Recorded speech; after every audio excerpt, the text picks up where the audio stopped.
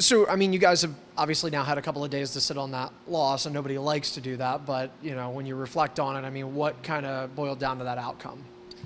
Obviously, they played really well. They had, lost a few games coming in, and they outcompeted us, which is, not all right. So, got back to the grind today, and looking forward to playing again this weekend. Coach Apps, this time of year, he's not looking at standings. People in media can't help themselves. It's a third of the way through, and you look how tough this North Division is. I mean, you guys are in fifth right now. So, how important is this upcoming week to kind of just get back on track and maybe get some standings points? Yeah, it's important.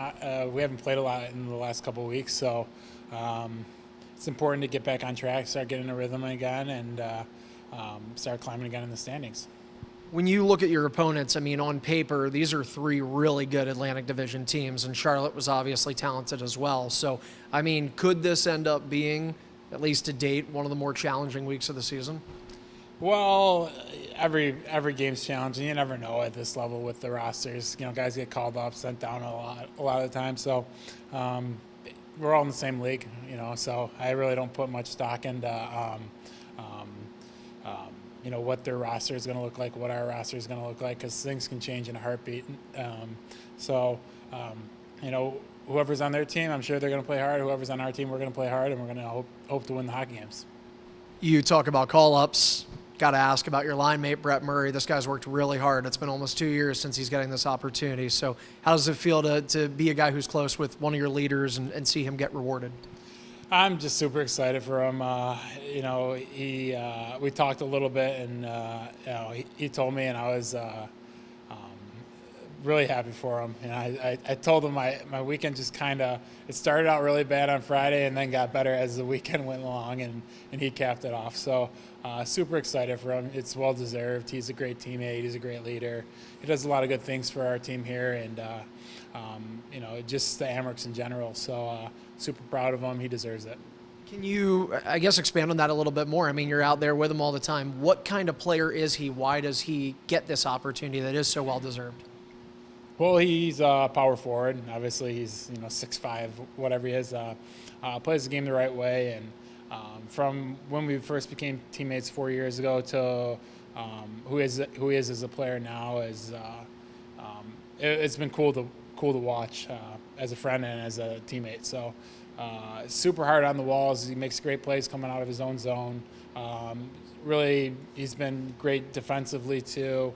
And then he's just great at protecting the puck and playing that half-court offense, and gets to the net and screens the goalie and can score a lot of dirty goals. You're a player who's been around for a while and has seen this happen, right? Guys that get called up, guys that get reassigned, Isak Rosén being one of them.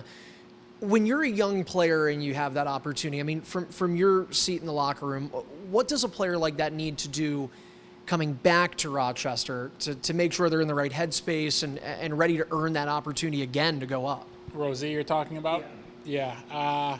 It's he's got a taste of what the NHL is like, and I was super happy for him. He said his favorite place to play was MSG, I was like, yeah, that makes sense. So what a great experience for him, though. I hope his family was there to watch him.